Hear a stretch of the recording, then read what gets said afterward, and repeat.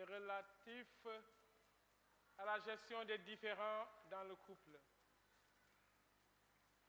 La dernière fois, il y a 15 jours, nous avons eu à vous partager sur les entités à éviter et qui sont l'entourage direct et la famille.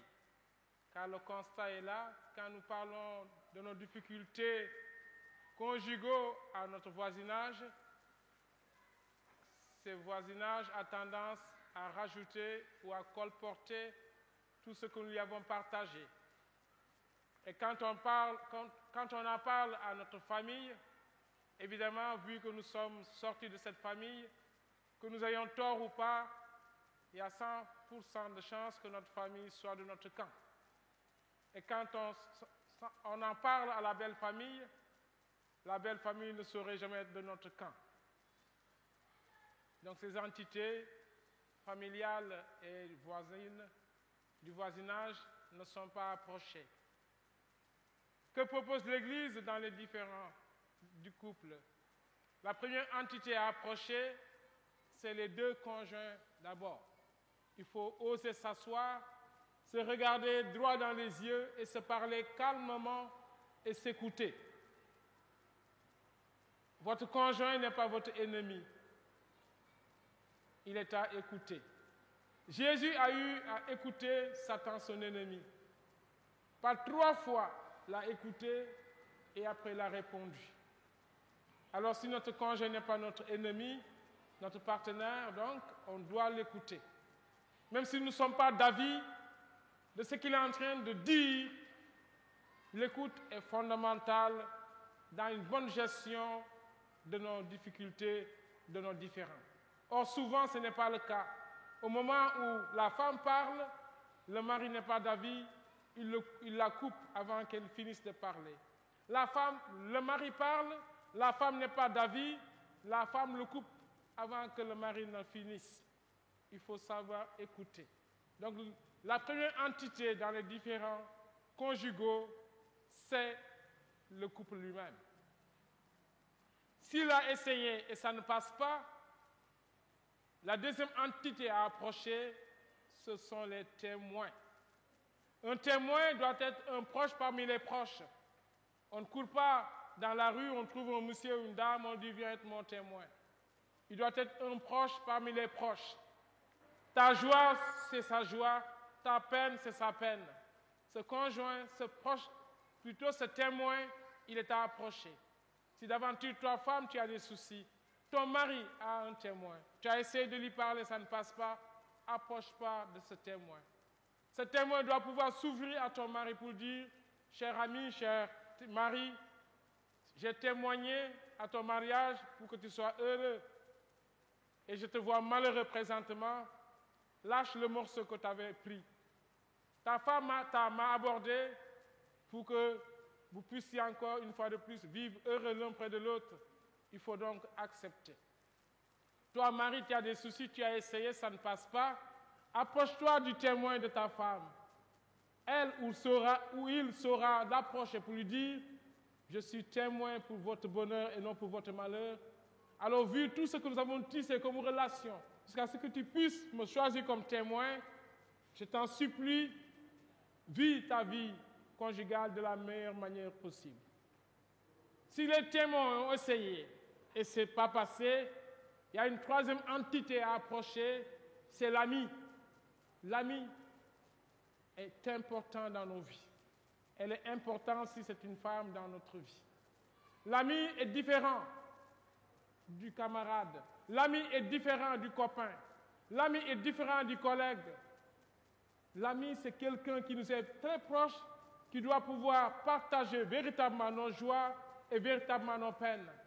Vu tout ce que nous avons tissé de beau, de merveilleux avec cet ami, si cet ami-là est approché par ta femme ou par ton mari, et cet ami-là vient après te parler et te supplie de vivre ta vie conjugale comme il se doit, si réellement tu tiens à l'amitié, tu tiens à cet ami, tu dois pouvoir dire, ok, grâce à toi, je laisse tomber, j'en finis avec la haine ou la rancune ou avec la bouderie pour revivre ma vie conjugale comme tu l'attends de moi.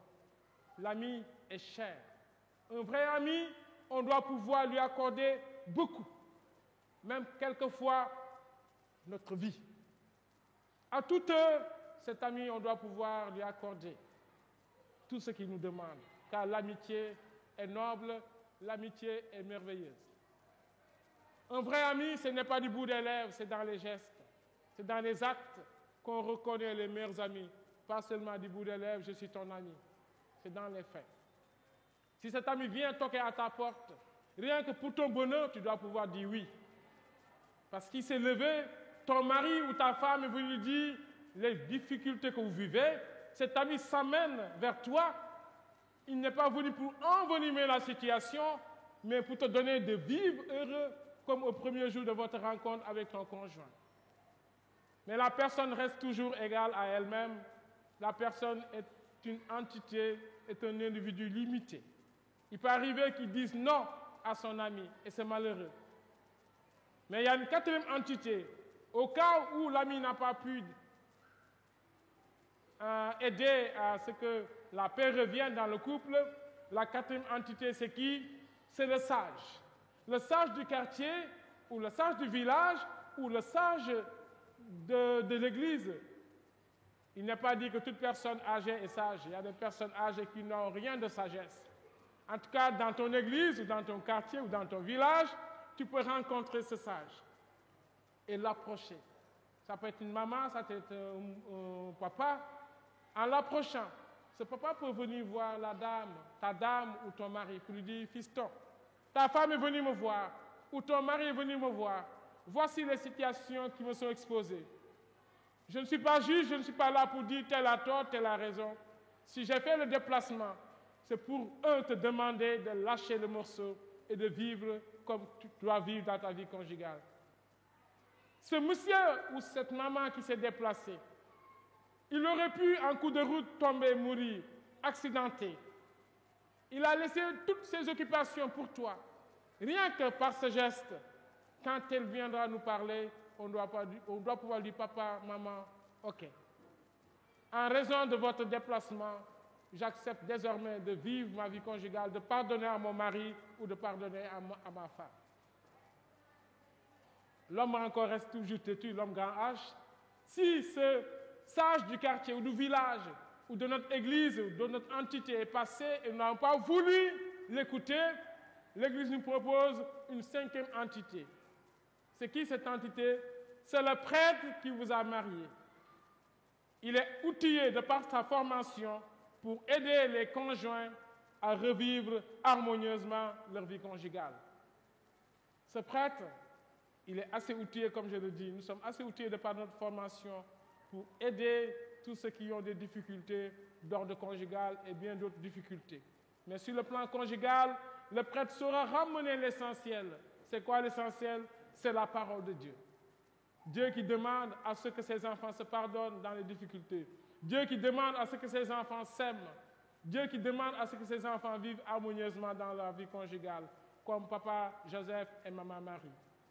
Et si d'aventure, ce prêtre qui vous a marié, vous l'avez perdu de vue à cause de la mobilité aujourd'hui, ça fait longtemps que vous êtes mariés, vous l'avez perdu de vue, la dernière entité, la sixième entité à approcher, c'est le prêtre de ta paroisse ou un prêtre ami. Et je pense que ce prêtre de ta paroisse ou ami, quand tu l'approches pour le règlement des difficultés conjugales, il est également outillé pour vous aider à vivre la vie conjugale, bien selon le cœur du Seigneur Jésus. Vous voyez, c'est les 6 entités à approcher. Et il y a un ordre. On ne se lève pas, on a déjà un souci, on court taper à la porte du prêtre qui nous a mariés ou du prêtre de notre paroisse. Il faut d'abord s'asseoir et il faut se regarder droit dans les yeux, vous couple. Il n'y a pas à fuir le regard de l'autre. Car au début de votre amour, au début de votre rencontre, vous n'avez pas fui son regard. Vous êtes regardé, vous vous êtes embrassé, vous êtes souri. Pourquoi lorsqu'il y a un problème, vous allez regarder, vous fuyez son regard? Non. Moussa Wan ne doit jamais fuir le regard de Madame Wan. Madame Wan ne doit jamais fuir le regard de Moussa Wan. Moussa Ndiaye, Moussa Diop ne doit jamais fuir le regard de Mme Diop, Mme Ndiaye, etc., etc. Donc, vous d'abord, puis votre témoin, deuxième entité, puis l'ami, si vous tenez à l'amitié. Et les amis ne courent pas les rues, hein. Les amis, on ne les ramasse pas à la peine. Si vous me dites que vous avez une dizaine d'amis, je pense que vous n'avez pas une bonne compréhension de l'ami. Les amis, c'est difficile d'en avoir réellement plus de 5. On confond souvent amis et copains, amis ou camarades, amis et collègues, amis et connaissances. Si l'ami passe, il y a encore des soucis, on parle du sage. Il ne faut jamais, avant d'aller voir le sage, voir d'abord son ami. Puis après le sage, c'est le prêtre qui vous a marié. Puis après le prêtre qui vous a marié, le prêtre de ta paroisse ou un prêtre ami. Voici, chers amis, aujourd'hui ce que je voulais vous partager, les entités approchées dans les difficultés conjugales. Je vous remercie et à bientôt. Dans 15 jours, nous continuons toujours à échanger, à partager sur le thème de la vie conjugale. À bientôt. Ciao, votre frère Abbé.